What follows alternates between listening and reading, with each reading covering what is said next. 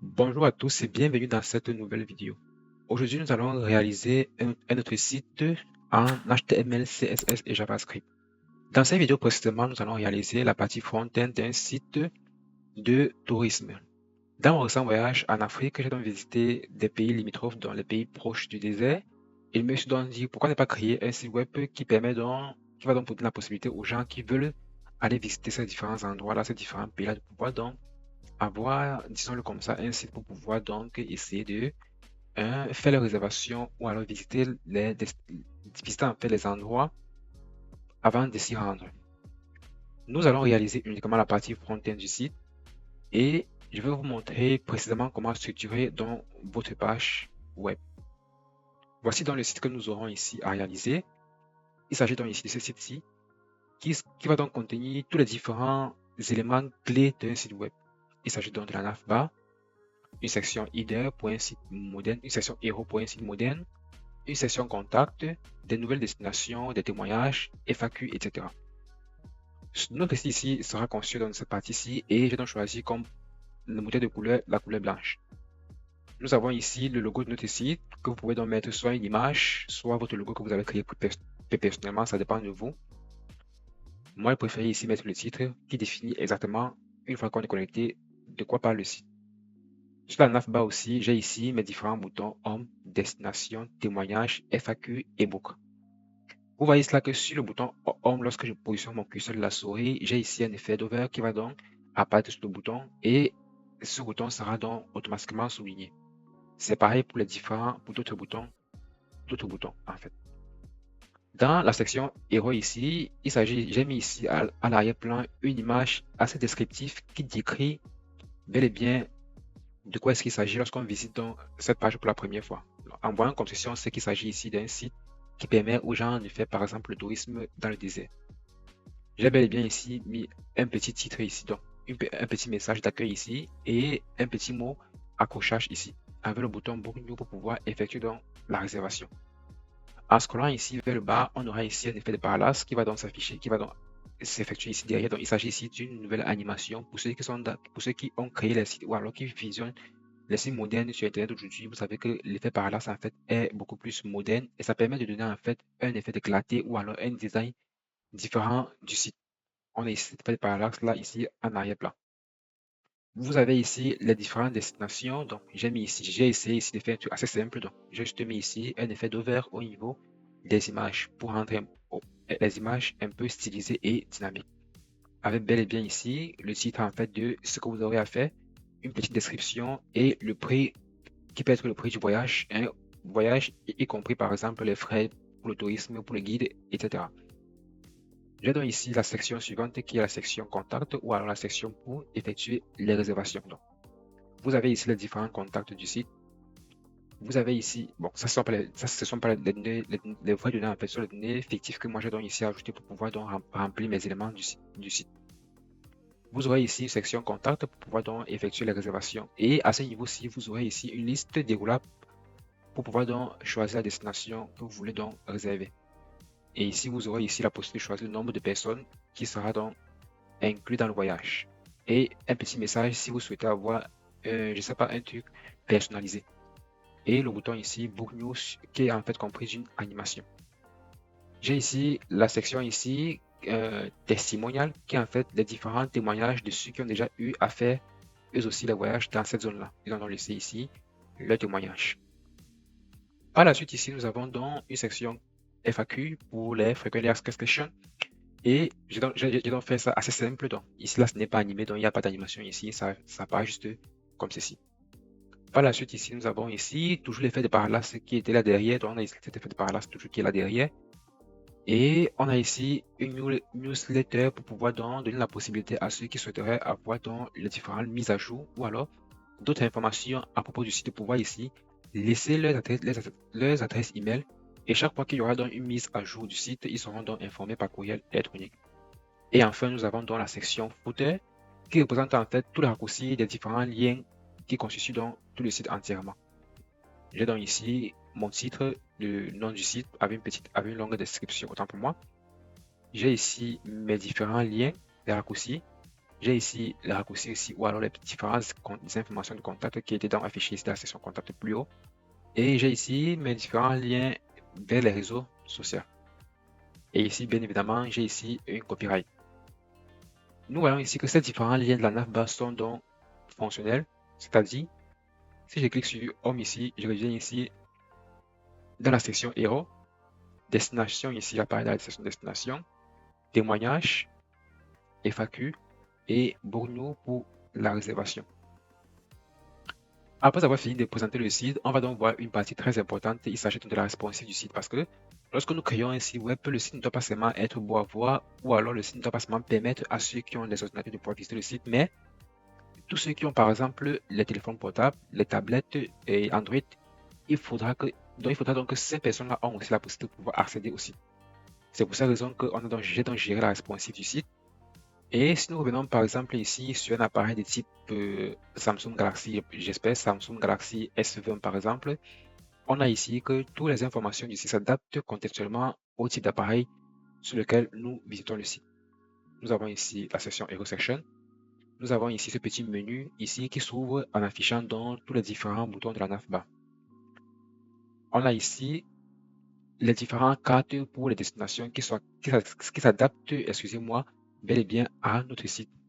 On a la section contact qui fonctionne très bien. On a la section UA traversée, donc pour les témoignages qui fonctionnent très bien. On a la section FAQ qui fonctionne très bien. On a donc ici la section correspondante donc à la newsletter qui fonctionne très bien et on a ici le footer qui fonctionne très bien. Si on essaie ici de changer l'appareil ici, on passe sur par exemple, bon, ça c'était un iPhone, on revient ici là sur une Samsung Galaxy S20. On voit donc que le site ici est bel et bien responsif. Ok, le menu fonctionne très bien et toutes les autres sections s'adaptent bel et bien à l'écran. Nous pouvons revenir ici sur l'iPhone 5. Ok, tout fonctionne très bien, donc ça fonctionne très bien. On a ceci, beaucoup mieux ici qui fonctionne et puis tout fonctionne très bien. On revient ici sur la Galaxy, la Samsung Galaxy, ça fonctionne très bien. On a ici l'iPad aussi, ça fonctionne très bien. Et enfin, on est sur MacBook Pro, ça fonctionne aussi très bien. Donc, on peut aussi vérifier la responsive en fait je veux dire, archaïque. Bon, l'ancienne façon de vérifier la responsive ici, on clique sur inspecter le site. À ce niveau, si on pouvait donc essayer ici de réduire le site pour voir si les éléments vont s'adapter. On voit ici là que tous les éléments s'adaptent très bien à notre site. Vous voyez, on peut cliquer là, ça s'ouvre et puis là, ça se referme. OK. Donc, une fois que nous avons vu donc comment notre site sera donc présenté, on va donc passer à la partie codage. Et la partie codage, je vais faire comme j'ai réalisé la vidéo précédente, c'est-à-dire, pour ne pas que la vidéo dure plus de 2 heures ou 3 heures de temps, je vais donc ici vous montrer le code et essayer de commenter au fur et à mesure que nous allons donc évoluer dans la réalisation du site. Donc, je vais mettre le code HTML et je vais mettre le code CSS et je vais essayer de vous expliquer pourquoi est-ce que j'ai utilisé telle balise, pourquoi est-ce que j'ai utilisé telle typographie, et ainsi de suite. On se retrouve à tout de suite et n'hésitez surtout pas à vous abonner, ça encourage à partager la vidéo et à laisser un commentaire pour donner votre point de vue, comment est-ce que vous avez trouvé dans la vidéo. On se dit à tout de suite.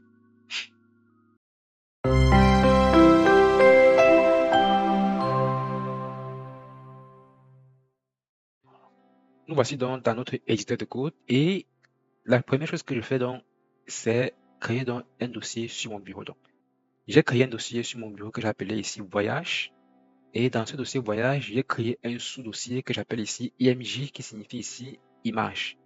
Dans le dossier image, j'ai donc mis tous mes différentes images qui vont me servir pour pouvoir créer mon site. Donc j'ai ici l'image pour la section héros, l'image qui apparaît derrière pour le parallaxe, l'image pour le profil, pour les différents profils qui ont laissé les commentaires, les avis, et ici mes différentes images pour les sections voyage, etc. etc. Excusez-moi, il y a un chien dehors qui dérange un peu. Donc, après avoir fait ceci, on revient donc ici sur notre éditeur de code et je vais donc créer ici mon premier fichier qui va me servir pour pouvoir donc structurer mon code HTML. Il s'agit ici du fichier index.css.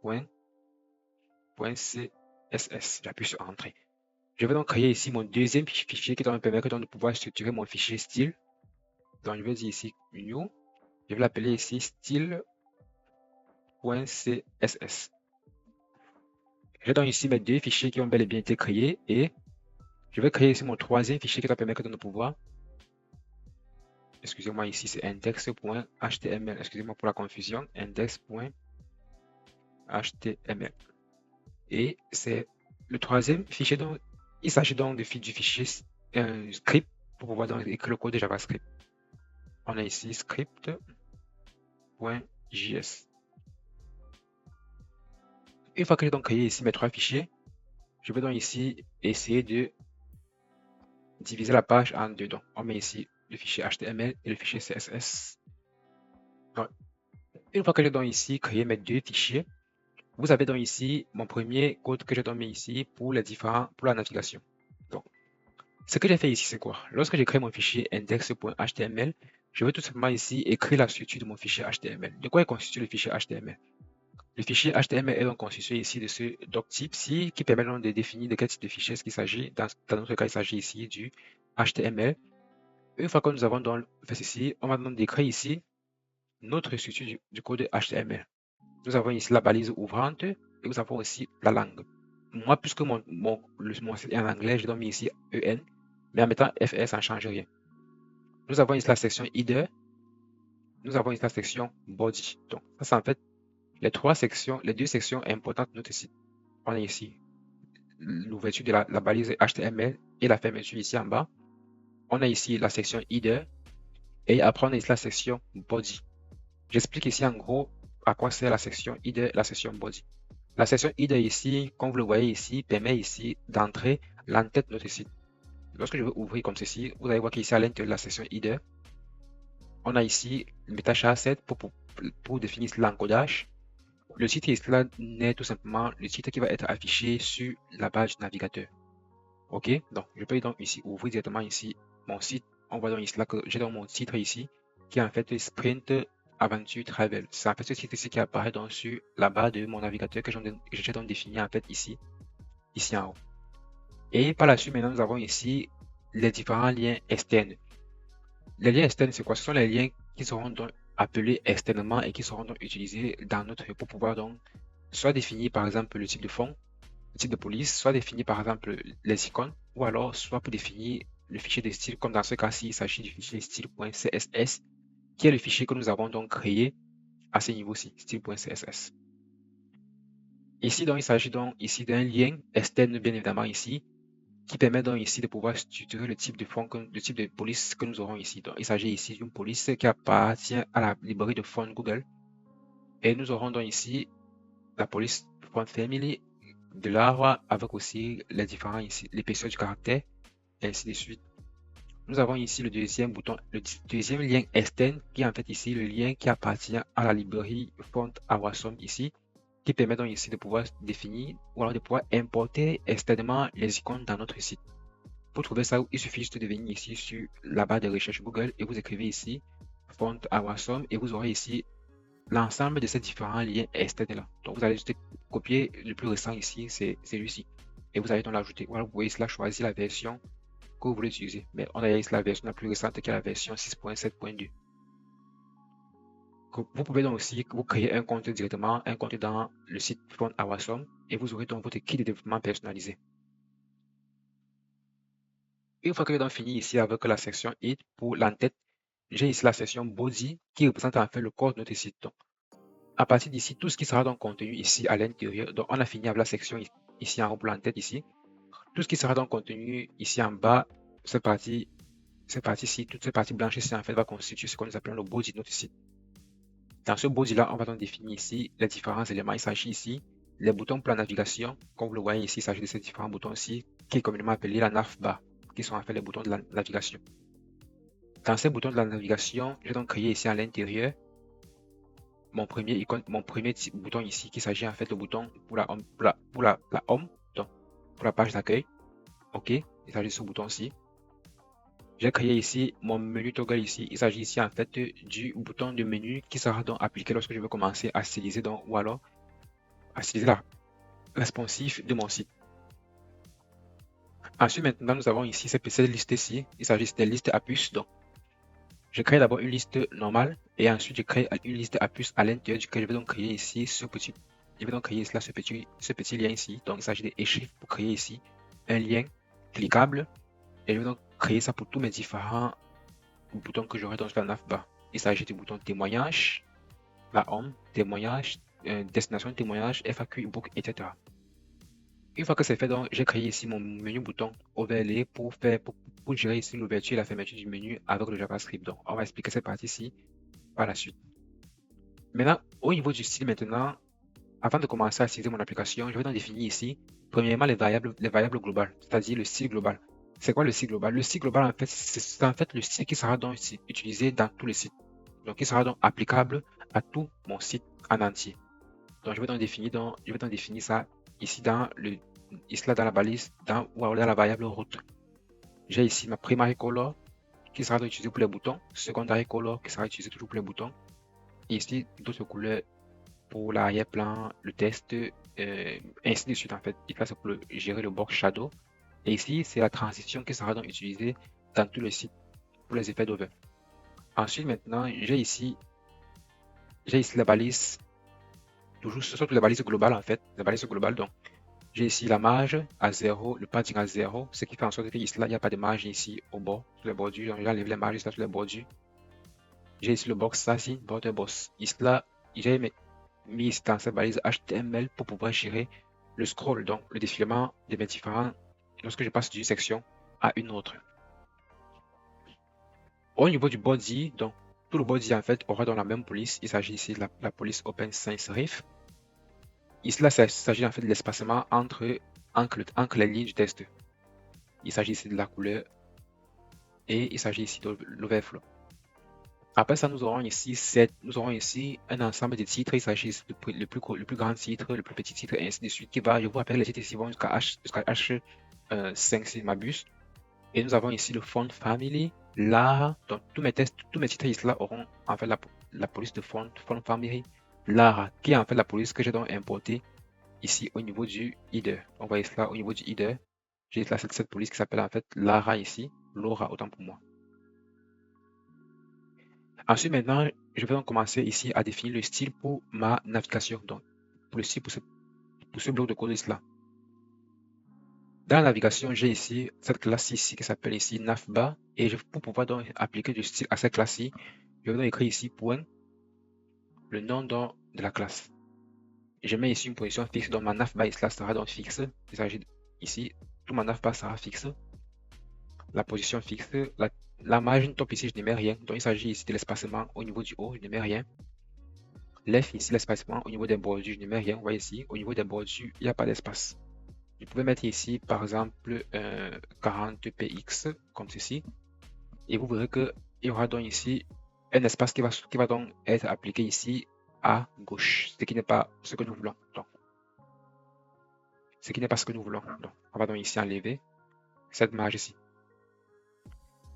On a ici reach qui est en fait la longueur. La longueur est là 100%. Déjà appliqué ici à 100%. OK. Nous avons ici le padding. Ici. On a ici le background qui est blanc. On a ici le background filter pour pouvoir mettre un peu un effet de flou. Bon, je ne dois pas expliquer en fait le code, les balises que j'ai déjà eu expliqué dans les vidéos précédentes parce que j'ai fait beaucoup de vidéos où j'explique en détail tous les différents balises que j'utilise ou alors toutes les différentes typologies de styles que j'utilise dans mes sites. Display slash flex, bon, c'est juste pour aligner les éléments sur une même ligne horizontalement.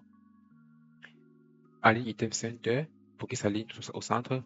Le Z index ici à 1000 pour définir comment les images seront positionnées. Box shadow ici, on utilise là le box shadow pour l'effet de floutage qui est donc défini ici là dans les variables globales. Shadow. Ensuite, maintenant ici, j'ai la transition ici. Bon, ici là au niveau de cette transition, si je pouvais donc tout simplement ici importer la transition ici R0.3SX. 0.3SX. Donc je peux donc aussi l'importer directement ici. Et je mets donc ici à l'intérieur transition. J'ai la transition ici. Après ça, j'ai mis cela ici, la nav brand. La nav brand ici, il s'agit ici de cette nav brand ici qui est en fait le titre de logo de l'application. Bon, pour le logo de l'application, je vais appliquer ici la même police de style. la police, si je mets à 1,5 rem, l'épaisseur du test, je mets ça, et la couleur, je mets la couleur verte, et la décoration, je mets non pour que le test ne soit pas souligné. Donc, si j'enlève la décoration ici, je vois donc que mon test ici, là, sera donc souligné sur le logo. Donc, je vais donc enlever ici, test decoration non. Après ça, maintenant, j'entre dans la prochaine partie qui est en fait le lien, mes différents liens. Au niveau de la nav link, je mets dans le display flex pour aligner les éléments. List non, gap du rem. Donc, en posant le curseur de la souris sur une balise, vous avez ici la description de cette balise-là. À quoi sert cette balise-là? Et vous avez la référence pour pouvoir donc consulter la documentation de cette balise ici. Au niveau de la marge, j'enlève toutes les marges, bien évidemment.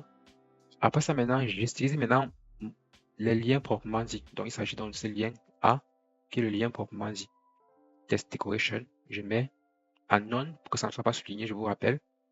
La couleur, je récupère la couleur ici du texte qui était défini en haut. Le font weight, je mets 500. Donc, sachez que chaque fois que nous avons, donc, que nous allons voir aussi couleur, vous allez voir une balise comme ceci, va. Sachez que c'est pour appeler donc une variable globale que j'ai donc définie en haut ici. Donc, toutes ces variables ici qui sont définies ici en haut sont appelées donc dans le code en utilisant tout simplement le mot-clé comme ceci, var. Donc, bon, pour pouvoir appeler ça, on va justement mettre seulement le mot-clé var, comme ceci, entre parenthèses, suivi du nom de la variable. Je mets ici nom de la variable. Comme ça, vous allez vous rappeler donc. Chaque fois que vous allez voir dans le code, il y aura ceci, var, par exemple, suivi de shadow comme ceci. Il faut savoir que c'est une variable qui a été définie ici, en que je suis en train de l'appeler dans mon code. Donc, on revient donc ici, on appelle donc là, la couleur et on enlève la décoration. Bon, on était dans ce niveau-ci. Pour la transition ici, je peux toujours, puisqu'il s'agit d'une même transition ici, je peux donc recopier ceci ici, va comme ceci, et je vais donc appeler cette transition-ci. Bon, excusez-moi, c'est juste que bon, lorsque je travaille, je suis un peu plus, est-ce que c'est ça? Ok, donc il ne s'agit pas de cette transition, on va laisser donc. Vous voyez cela, la transition ici est différente parce qu'il y a ici which, ici, qui veut dire ici à largeur, qui n'est pas pareil que la transition qui a été définie en haut. Une fois que c'est fait, je vais maintenant définir mon effet d'over. L'effet d'over, c'est ce qui se passe lorsque je positionne le curseur de la souris sur le bouton comme ceci. Et pour le réaliser, j'ai mis ici navlink à 2.over comme ceci. Donc, vous pouvez positionner le curseur comme ceci et vous avez dans les détails de cette valise-là. Vous voyez cela que c'est un sélecteur spécifique. Donc, le over, c'est un sélecteur spécifique qui permet de définir ce qui se passe lorsque je veux positionner le curseur de ma souris sur le bouton. Navlink over after ici. Over after, c'est quoi? Une fois que j'ai positionné le curseur de ma souris, bien évidemment, la couleur va changer, mais en plus de la couleur, je vais donc ici souligner donc, je vais donc ici souligner dans mon test, souligner dans je sais pas, je l'appelle ça comment, mon bouton en fait. Excusez-moi. Une fois que c'est fait, je peux donc définir ici le style du overlay. Le style du overlay ici, on se retrouve donc à ce niveau-ci, menu bouton overlay, ou alors on finit d'abord avec la nav toggle. Bon, pour la nav toggle ici, là, c'est tout simplement mes petits boutons là pour le menu. On va voir ça par la suite. On doit voir ça par la suite et par la suite, lorsqu'on serait sur la responsive. Bon, après ça, maintenant, il y a bel et bien ici mon dernier ici, il s'agit de menu bouton overlay. C'est toujours pareil. Donc, j'ai ici menu overlay, display non. Display non, ça c'est pour cacher. Donc, parce qu'il enlève ça, vous allez voir que le menu va donc afficher quelque part là. Bon, ça n'affiche pas parce que j'ai déjà enlevé ça ici en haut. Donc, sinon, le display non, c'est pour cacher un élément pour qu'il ne soit pas visible. La position fixe, top, on a vu à quoi c'est la valeur top, which, edge. L'arrière-plan ici, c'est l'arrière-plan noir, flou. L'opacité ici, on a 0. Et ici, la transition, mais ici, opacité ici, bon, on met ceci. Point actif. Bon, on va voir cette partie-là lorsqu'on sera à la fin. Je juste mis ici pour le prévenir et pour ne pas l'oublier parce que généralement, ça m'arrive souvent d'oublier. C'est quand j'ai fini le site, jusqu'à ce que je veux livrer le site au client que je me rappelle qu'il y a un truc que j'ai oublié de mettre. Donc, c'est pour cette raison que je préfère le faire directement au début du site. Après ça, maintenant, ce que moi j'ai fait par la suite, j'ai donc ici importé mon fichier de script donc, pour pouvoir donc l'utiliser lorsque je vais vouloir appliquer le code script à ma page. Après d'avoir fini avec la navigation, on a ici une section très importante. Il s'agit de la section Hero Section. Et dans la section Hero Section ici, j'ai donc ici créé Bon, ça c'est un commentaire pour pouvoir dire de quoi est-ce qu'il s'agit. Donc, c'est conseillé de mettre les commentaires dans le code lorsqu'on travaille. On a ici la hero section. Dans la hero section ici, qu'est-ce qu'on a? Donc, j'ai ici section qui est une balise. J'ai ici mon identifiant qui sera donc utilisé, qui est donc utilisé en fait dans le menu pour pouvoir donc appeler, pouvoir donc faire défiler les éléments normalement. Et j'ai ici la classe hero qui sera donc utilisée ici du côté-ci pour pouvoir donc styliser donc cette section-là. Dans la section, j'ai donc une div ici. Dans cette div-ci, j'ai hero content pour pouvoir définir le contenu ici, hero content pour pouvoir définir tout le contenu qui sera donc dans cette section-ci. J'ai le H1 ici qui permet de définir dans le titre en fait de cette section et le P pour pouvoir définir le petit mot, le petit message qui était affiché dans cette section-là. Ensuite, par la suite, on avait notre bouton ici pour pouvoir donc passer à la réservation. Si nous revenons maintenant ici au niveau du style ici, on a ici le point héros pour pouvoir donc styliser dans cette section-ci. La hauteur de la section ici, j'ai mis ici à 100 VH pour que ça puisse prendre toute la hauteur de la première page. Au niveau ici, pour pouvoir définir le background ici, on définit ici le background ici. Ligne gradient ici, c'est pour appliquer en fait un effet de floutage au niveau des couleurs sur l'image. Donc, ça ne sera pas l'image originale qui sera affichée, il y aura des petits effets de floutage sur l'image. Et pour l'effet de floutage, on définit deux couleurs. Il s'agit des couleurs noires qui sont en fait les mêmes couleurs qui vont être appliquées à gauche et à droite de l'image. Et à l'intérieur, donc, je mets dans mon image précisément. Ensuite, ici, je mets un background ici, size, cover. Ça, c'est pour la taille ici. Background size, cover, pour que l'image prenne toute la taille de l'image s'adapte en fait à la taille de l'écran. Background position center pour centrer dans l'image. Background attachment fixed pour que l'image en fait ne soit pas en mouvement lorsque je vais par exemple scroller. Display flex ici pour que les images qui seront à l'intérieur seront affichées seront affichées de manière horizontale. Donc, align item center pour centrer, donc justifie content center, c'est pour centrer tous ces éléments-ci à l'intérieur de la section hero. Puisque nous sommes ici dans la section hero, on centre tous les éléments à l'intérieur au centre de la section.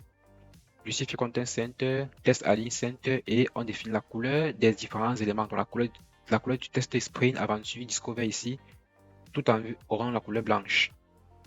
Au niveau de hero content, j'entre maintenant ici dans cet endroit-ci, puisque tous ces éléments-là se sont déjà centrés. On définit maintenant le style de chaque élément proprement dit. On va donc ici enlever l'opacité. On va mettre ici la transform ici. Transform ici, c'est lorsque par exemple je veux mettre la page à jour. Comment est-ce que les éléments vont donc être affichés lorsque je veux donc mettre la page. Lorsque je vais donc cliquer sur actualiser la page, on aura ici transform suivant l'axe des objets de 20 pixels.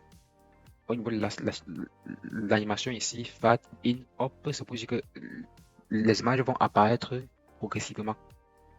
Au niveau du titre ici, sprint H1 ici, j'ai donc défini ici la taille ici à 5 rem, margin bouton ici à 1 rem pour définir la marge et le test shadow ici, j'ai donc défini ce type de test shadow. Bon, la couleur sera un peu floue.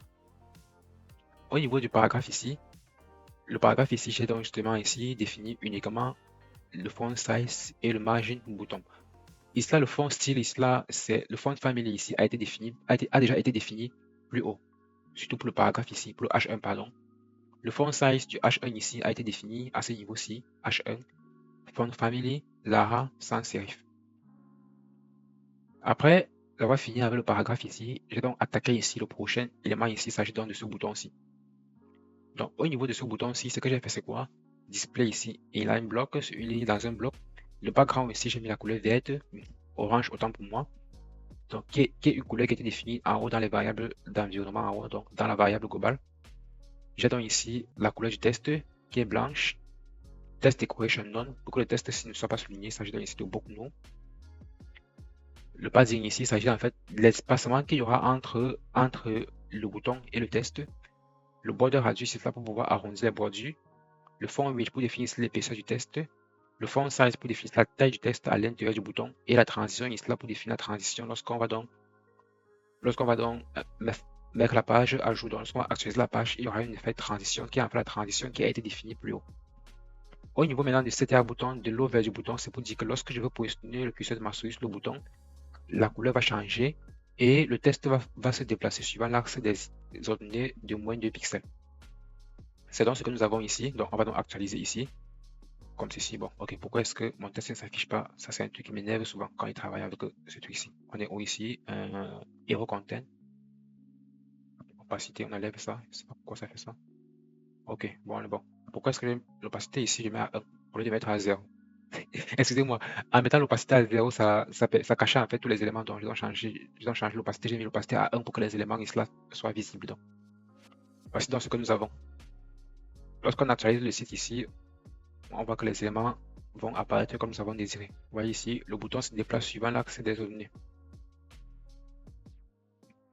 Donc, une fois que nous avons donc fini ici avec la section Hero Section, on va donc passer à la section suivante. Bon, dans la section, une fois que nous avons donc fini ici avec la section Hero Section, on aura maintenant ici la section Destination Section pour les différentes destinations.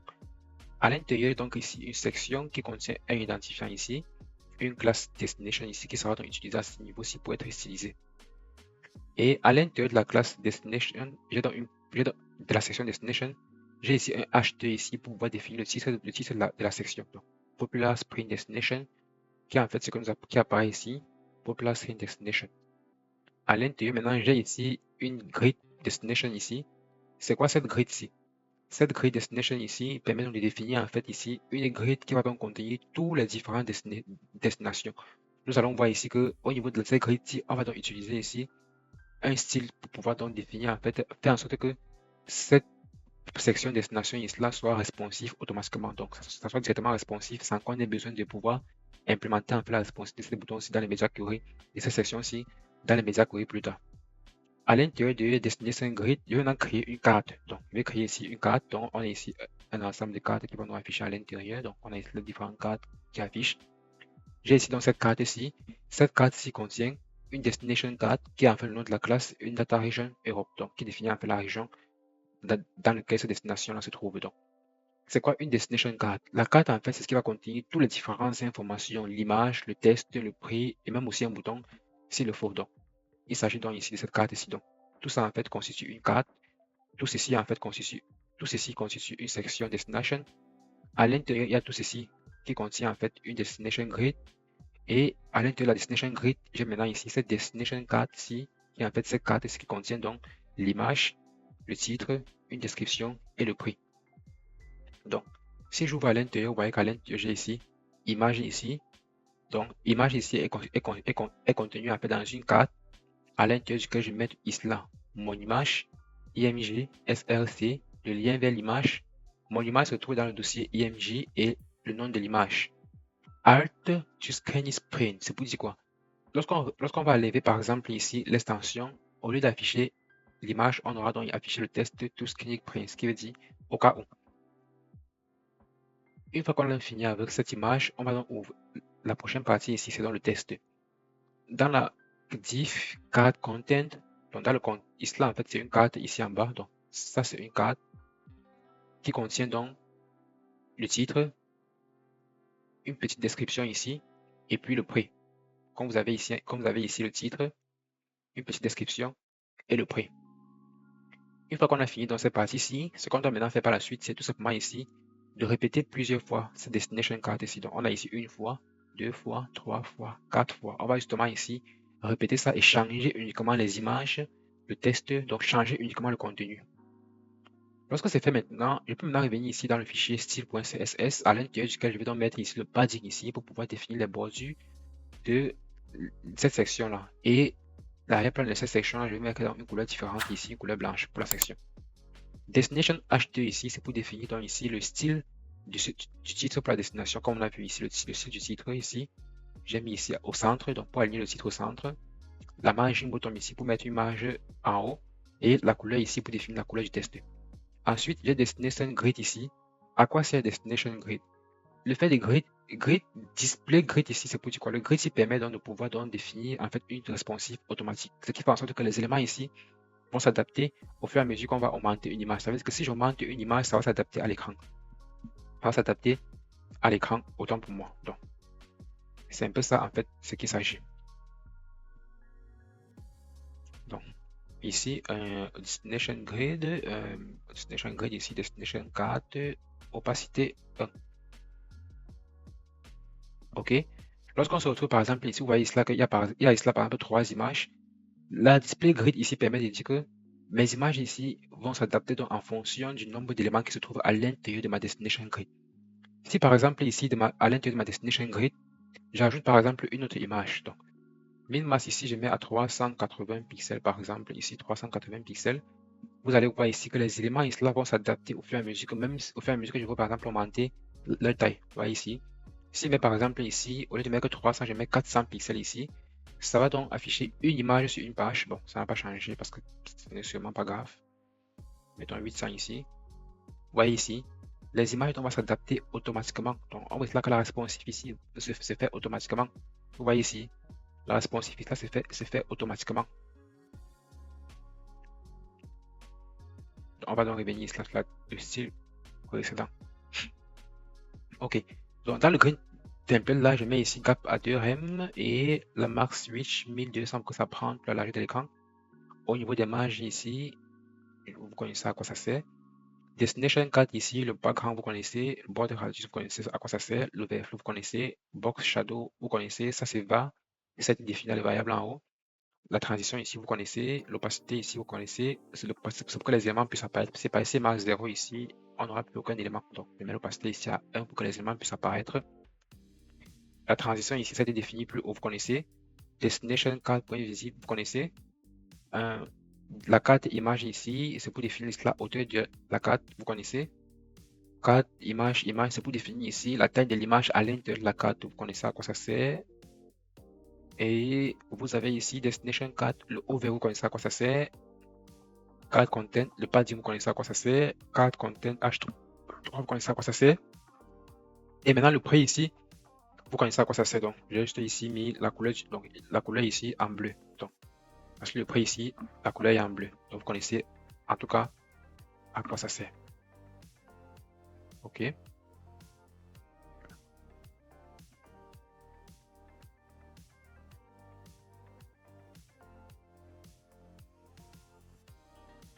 Une fois qu'on a fini avec cette section-ci, on va attaquer maintenant la section prochaine.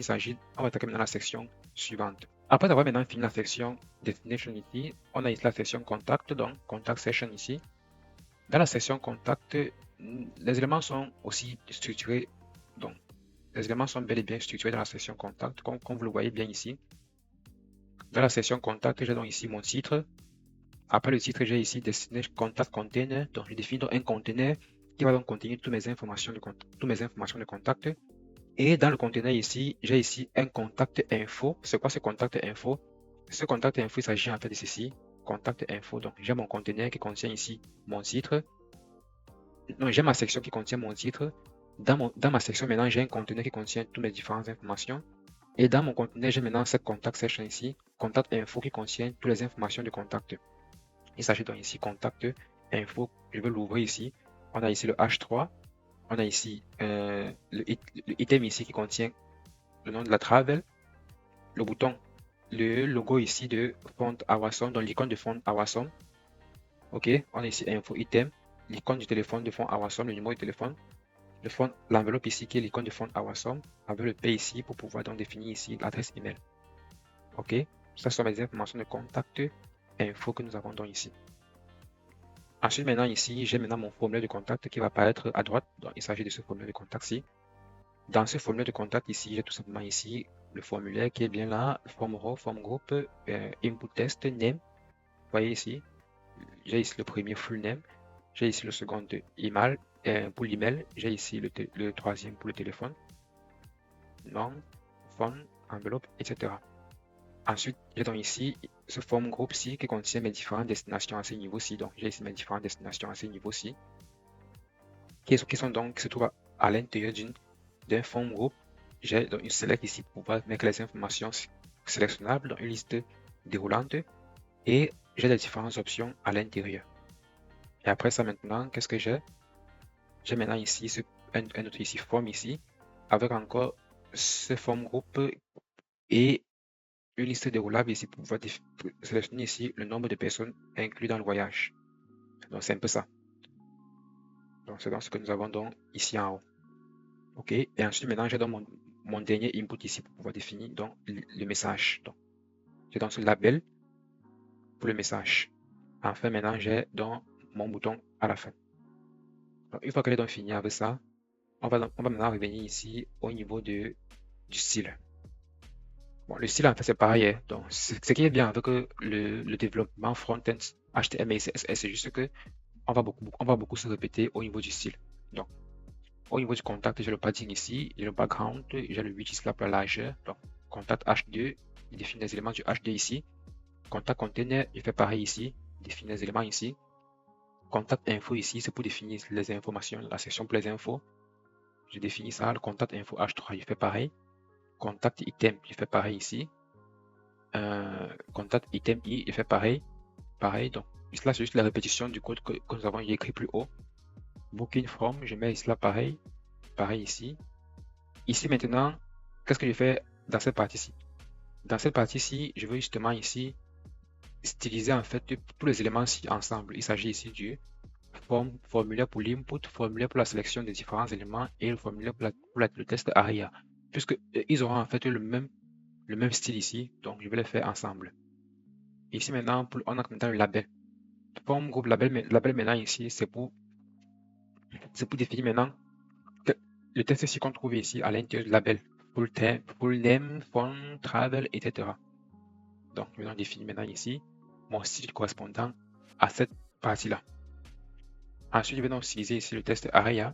Donc, je vais donc définir la hauteur minimale ici à 120, et resize vertical, c'est pour que j'ai la possibilité ici de pouvoir augmenter donc la taille de mon élément A verticalement. Mais je ne peux pas augmenter ici en allant vers la droite. Je veux juste augmenter ici là suivant l'axe des abscisses, des ordonnées, autant pour moi. Si je veux faire ça horizontalement, je peux donc mettre ici resize horizontal par exemple. Horizontal. En faisant comme ceci, j'aurai la possibilité de pouvoir aussi augmenter la taille de ce côté-ci. Vous voyez, je peux aussi le faire de ce côté-ci. Je peux aussi le faire de ce côté-ci vers le bas. Ça va fonctionner. Donc, ce que je vais donc faire, je vais donc la lever ici et laisser donc horizontal. Au niveau du from row ici, j'ai donc défini ici un display grid. Vous voyez, ici, là, c'est le même style que j'ai donc défini sur la destination ici pour que ces éléments-là puissent être adaptatifs automatiquement, responsifs automatiquement. Et après ça, j'ai ici mon fill reach grip column ici pour pouvoir diviser la colonne donc en deux. Il s'agit ici de pouvoir diviser en fait ça en deux. Et maintenant ici, switch mes boutons. J'ai justement cela défini dans le style de mon bouton ici. Donc, c'est ce que j'ai fait ici. Et ici, le form group input. Cette dernière partie-ci, en fait, on va donc l'afficher ici. OK. Cette dernière partie-ci, en fait, form group input focus, form group section focus, form group test area ici. C'est pour définir donc ici le style ici. Le focus, c'est pour dire quoi? Lorsque je vais cliquer sur un élément, par exemple, comme ceci, vous voyez ici, les bordures ici, là, ont changé de couleur. C'est ça, en fait, le focus. Si je fais pareil ici, vous voyez là, ça a changé de couleur. Ça a changé de couleur. C'est pour cette raison que le focus est donc appliqué ici à tous ces différents éléments-ci. Input, select, test area, et ainsi de suite. Après avoir maintenant fini avec la section pour les contacts, on va maintenant arriver sur la section témoignage. Comme vous le voyez ici, la section témoignage, en fait, nous avons ici les cartes. On va aussi répéter le style qu'on a répété dans cette section ici en haut. Pour les témoignages ici, on a ici testimonial. Donc, on a une section testimonial à l'intérieur duquel on a un H2. À l'intérieur du H2, on a un testimonial grid. Vous voyez ici, donc, toute fois que vous allez voir ici, grid. Sachez qu'ici, je suis en train de vouloir donc utiliser le style pour les grids pour pouvoir donc appliquer un responsif automatique. Après ça, on a ici une carte. Donc, il faut juste noter la structure. J'ai une grid, donc j'ai une section, j'ai une grid, ou alors j'ai un titre pour la section. J'ai une grid ici. À l'intérieur du grid, j'ai une carte à l'intérieur. Et dans ma carte maintenant ici, qui est l'élément fondamental ici de la carte, j'ai une testimonial carte ici. J'ai une classe qui va donc gérer l'image. Après la classe pour gérer l'image, j'ai une classe qui va donc gérer le contenu. On va ici testimonial content. Et à l'intérieur, maintenant pour le contenu, je mets ce que je veux à l'intérieur. Mon paragraphe, mon H4 et mon span. Je reviens ici là dans le style ici, j'ai quoi? J'ai testimonial qui est stylisé ici. Le padding, le background aussi pour pouvoir mixer les couleurs. Testimonial ici, qui est le titre, qui sera bien évidemment avec la couleur verte. J'ai ici testimonial grid. J'applique ici les effets de grid pour pouvoir donc faire en sorte que cette section, les cartes pour les témoignages puissent être responsives automatiquement. J'ai ici testimonial carte. J'utilise maintenant j'utilise maintenant chaque carte individuellement. J'applique un effet de hover sur mes différentes cartes. J'utilise ici mon image qui sont contenues dans mes cartes. J'utilise en fait ici la testimonial image qui est en fait la carte contenant, qui est en fait le div qui contient donc l'image. À l'intérieur, maintenant, j'utilise maintenant mon image proprement dit en utilisant la balise IMG. Après avoir utilisé l'image, je sors maintenant de cette section-là. J'utilise maintenant ici là, le testimonial content pour le contenu. Dans ce content-là, je récupère le paragraphe ici P et j'appelle dans mon style ici ce paragraphe. Style italique, vous voyez ici. Le texte là sera écrit donc en italique. C'est ce qu'on a ici. Le texte ici est écrit en italique. Ensuite, maintenant, testimonial content H4. Je mets ici la couleur verte. C'est ce qu'on a ici. Et enfin, maintenant, testimonial content span. Qui est ce span, qui est le span ici qu'on a ici. Charlie Blossom, qui est le nom de la personne. Et ça affiche donc ici un peu flou. Ça, c'est en fait ce qui concerne la section testimonial. Et ici, vous voyez que l'isla, tout maintenant, cela va se répéter parce que c'est plusieurs. Donc, vous écrivez un seul et le reste, maintenant, vous allez tout simplement ici dupliquer et changer donc le contenu. Je peux donc fermer cette section-ci. Et on va maintenant continuer dans la section suivante. Au niveau de la section FAQ ici, c'est pareil. Hein? Donc, je mets dans mon commentaire ici, je crée ici une section que je vais appeler ici FAQ. Dans la section FAQ, je mets ici mon titre. Une fois que j'ai mis ici mon titre de la section, je mets ici une div qui va contenir ici le FAQ, donc un conteneur. On a ça ici, je vais actualiser. On a ici une section FAQ. Dans le FAQ, je mets ici le titre. Dans le titre, je mets ici ce conteneur ici qui s'appelle en fait FAQ container ici, qui va contenir donc tout ce contenu ici. Ensuite, je mets ici FAQ item. Le FAQ item ici là contient dans cette première carte ici. Donc, il s'agit ici en fait de cette première carte ici. Vous voyez ici FAQ item. Je peux donc ici fermer le reste. Vous voyez ici. On va donc créer une seule FAQ et puis on va dupliquer en plusieurs. Donc ici, j'ai cette FAQ-ci. Et FAQ item ici. Dans le FAQ item ici, j'ai une FAQ question. Donc, dans le FAQ item, j'ai cette section pour gérer la question. Je pose donc ma question ici à l'intérieur. Je mets ici le lien qui contient le chevron. Il s'agit en fait de ce chevron-ci que vous voyez ici en haut, qui regarde vers le bas. Ensuite, j'ai ici FAQ answer qui est en fait la réponse. Donc, j'ai ici le FAQ answer qui est donc la réponse. Une fois que c'est fait, je vais donc dupliquer ici en une FAQ, deux FAQ, trois FAQ, le nombre de FAQ que je veux. Au niveau du style, je fais pareil ici. Donc, au niveau du list là, je vais donc commencer par utiliser la classe FAQ ici, qui est en fait la section de la classe de la section en fait. Après, je vais donc toucher ici le H2 qui est dans mon titre. Ensuite, je vais donc styliser dans le contenu ici. Donc, pour ça, ici là, je vais donc appliquer ici une largeur maximale par exemple à 800 pixels. Si je mets ici à 1000 pixels, vous voyez ici là que ça va augmenter. Donc, je pense que je vais laisser ici à 1000 pixels, c'est mieux comme ça que de laisser ici. Bon, on va laisser ici à 1200 pixels. Comme ceci. Ok, bon, on va laisser comme ceci à 1200 pixels, plus clair comme ça, 1200 pixels. Et ensuite, on va donc venir ici là, FAQ item maintenant pour styliser maintenant chaque FAQ individuellement. Donc, au niveau des FAQ item, il y a le background, il y a le border radius, il y a la margin bouton, et ainsi de suite. Ensuite, maintenant, on va utiliser le FAQ question qui est en fait la question ici. On va utiliser FAQ question, display flex, justify content, space between. Espace between ici là, c'est pour que ça puisse occuper automatiquement l'espace qui lui est réservé. Vous voyez, là, space between, ça occupe automatiquement l'espace qui lui est réservé. Align item center, et ainsi de suite.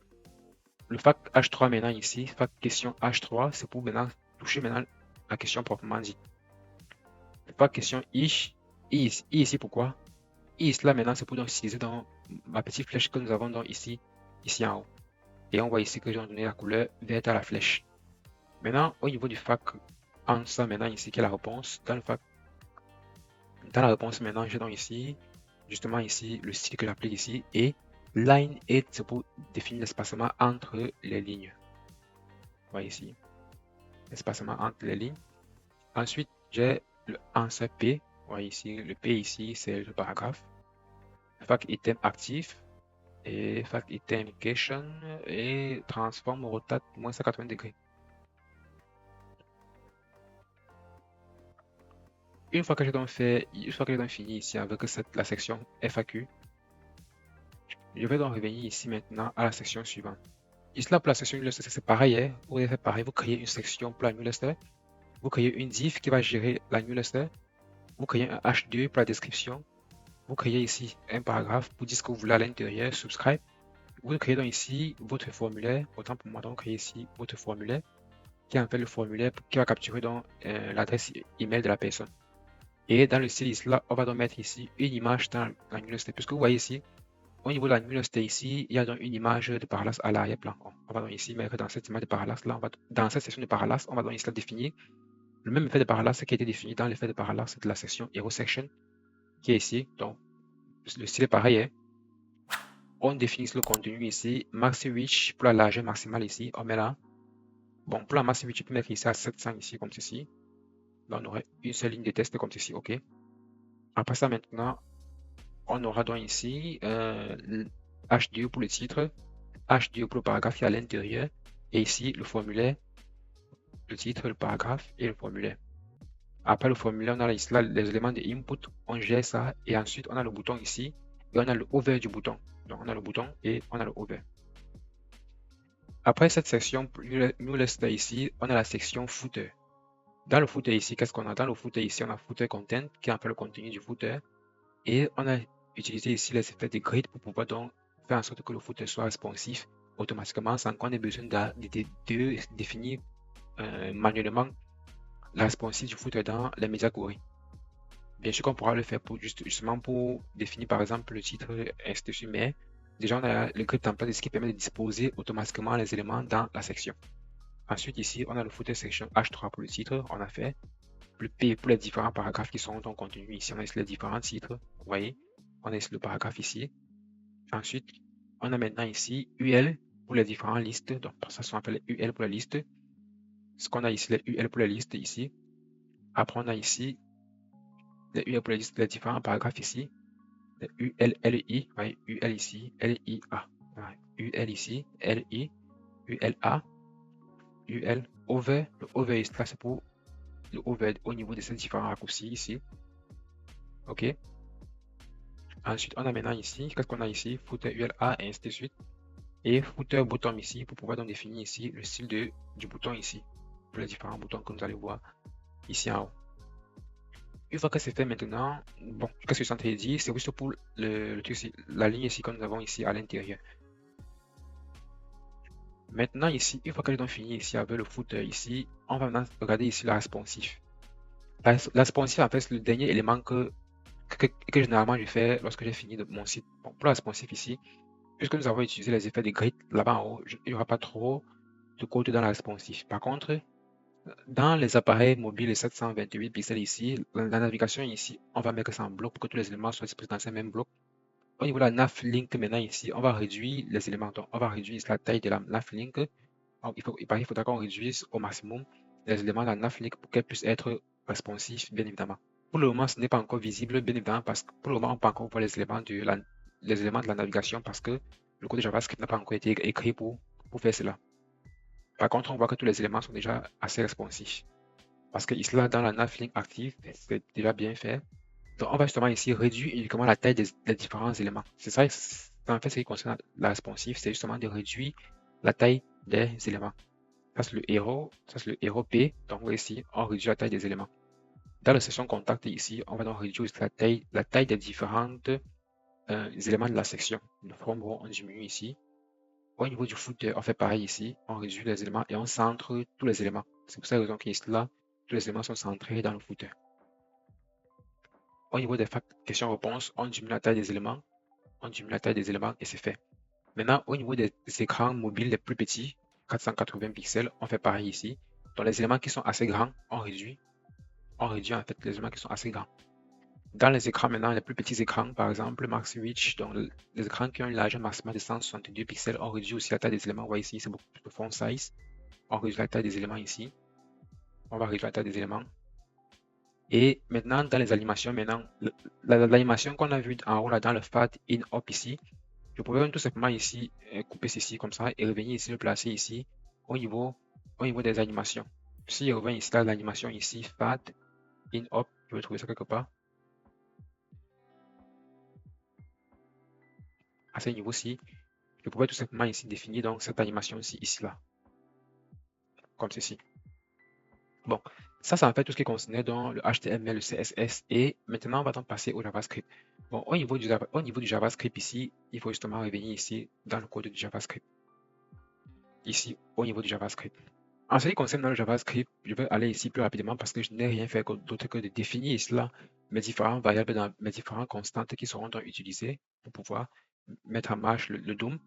On voit ici que j'ai ici toutes mes différentes classes qui ont été utilisées dans le code HTML. Il s'agit de la classe navbar, navtoggle, navlink, le menu overlay pour gérer ici là l'ouverture du menu, la destination card ici, le booking form ici. Donc j'ai donc ici là récupéré tous mes éléments de la navbar, de tous mes différentes classes ici.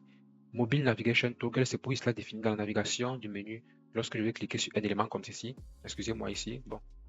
Lorsque je vais cliquer par exemple ici sur un élément comme ceci, ça va naviguer automatiquement. Vous voyez ici, c'est ça ici.